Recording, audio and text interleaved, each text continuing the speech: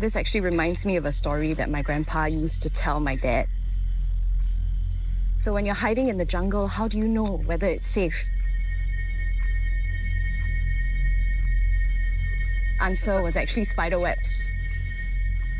If you're passing by an area and it's filled with spider web, it means that you're safe because nobody has passed through. But if the spider webs have been cleared, then that's a warning sign for you. My name is Sin En, and I'm here with John, an expert in war history, to find out how Fort Connaught played an important role for Singapore during the Second World War.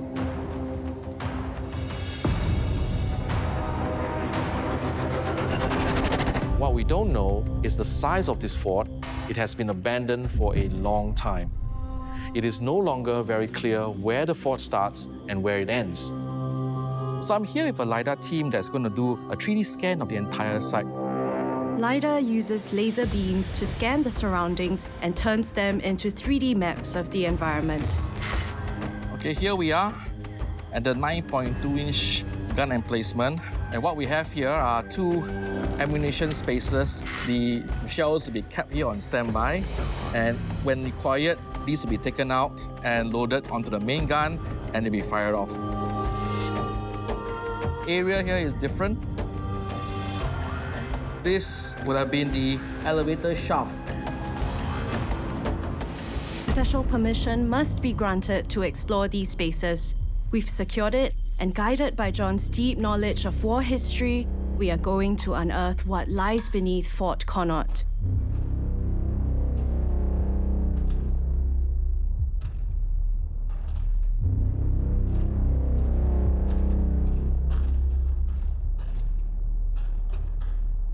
This was the elevator shaft. You can still see some of the fittings and fixtures that still survive.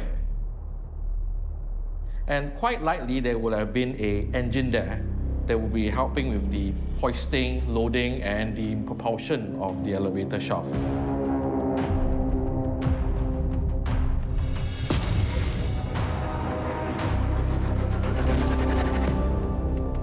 Is that the gun emplacement that we saw just now? Yes, it is.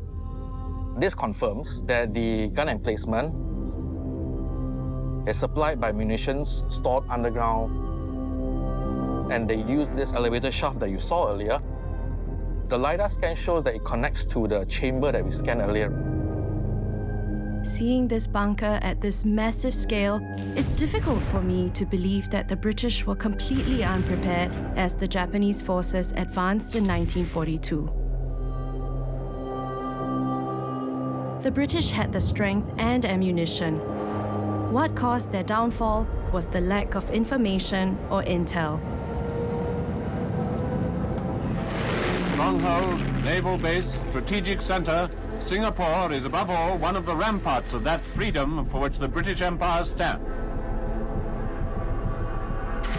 And information was exactly what my grandfather was tasked to collect for the Allied forces.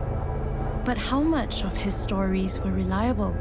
And how much of what we knew were true? In morning of the 8th of February 1942, the Japanese begun their assault onto the British impregnable fortress, Singapore.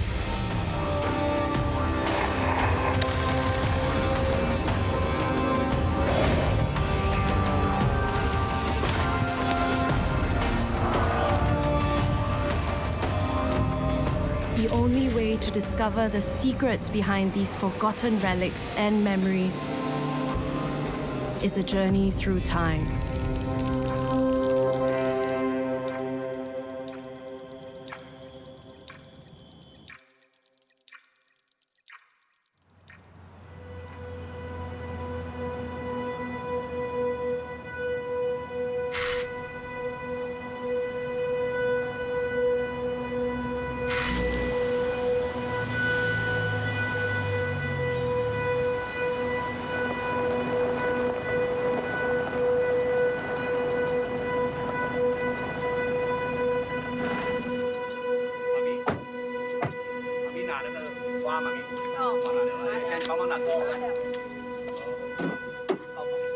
I'm Sin En.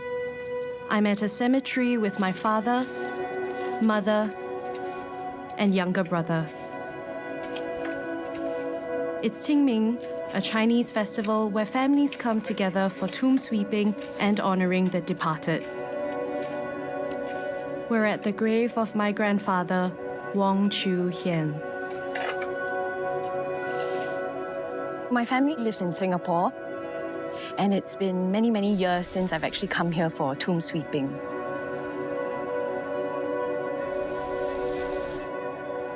I come from a family of storytellers. My earliest memory, my father tucking us into bed and telling us about different stories, different experiences, and often contain many morals. And this sparked my interest in history. I think from a very, very young age, I was taught to connect with it on a very personal, very emotional, and a very deep level.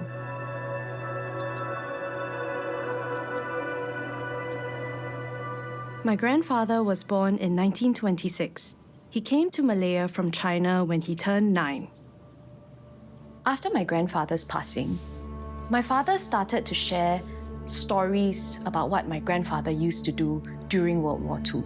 And this came as a surprise to me. I mean, my dad used to tell us many stories when we were young, and we were no stranger, to these very epic tales of adventure, of survival. But he had never once shared anything about my grandfather. It was in my early teens where I found out that my grandfather was actually a resistance fighter in Force 136. My grandfather was only a teenager when war broke out. Yet, he volunteered to join the resistance fighters when Malaya fell. Was the invasion of Malaya that swift and devastating that many like him had no choice but to defend their country the only way they could?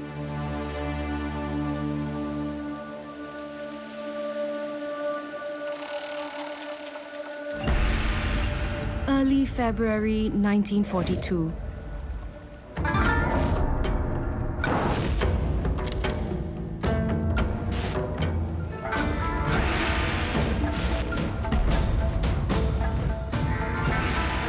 Under the cover of darkness, the Japanese launched an insidious assault on Singapore from Johor in Malaysia.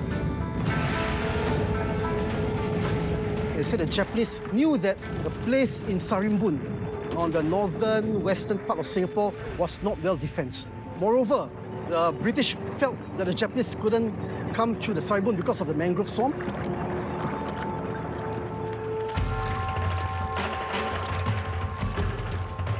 It's a place where they least expect them to come and attack.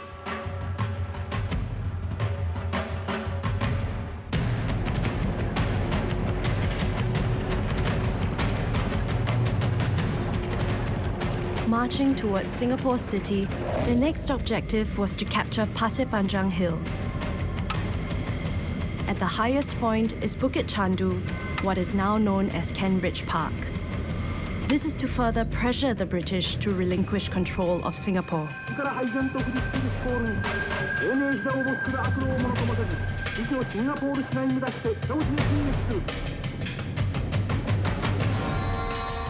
This is Science Park Drive.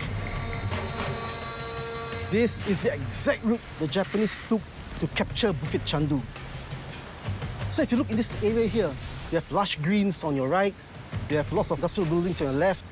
But just imagine, 80 years ago, it was a bloody battleground. But standing in their way were 2 battalions that consisted of the Malay Regiment, led by an extraordinarily courageous leader, Lieutenant Adnan bin Saidi. We are now at a little valley on Pasir Panjang ridgeline. On my side here is the ridgeline that goes all the way to the top. This side is where you have the Pasir Panjang north side where the Japanese were approaching. You can see a drain today. This was once a stream, and this stream actually connects to Normanton Tank. Normanton Tank, also known as the Normanton Oil Fuel Depot, is a critically important facility built by the British to store fuel for the military. Although well-trained and familiar with the terrain, Lieutenant Adnan and his small band of men could not withstand wave after wave of Japanese attack. On 14 February 1942, the Malay regiment was trapped at Point 2.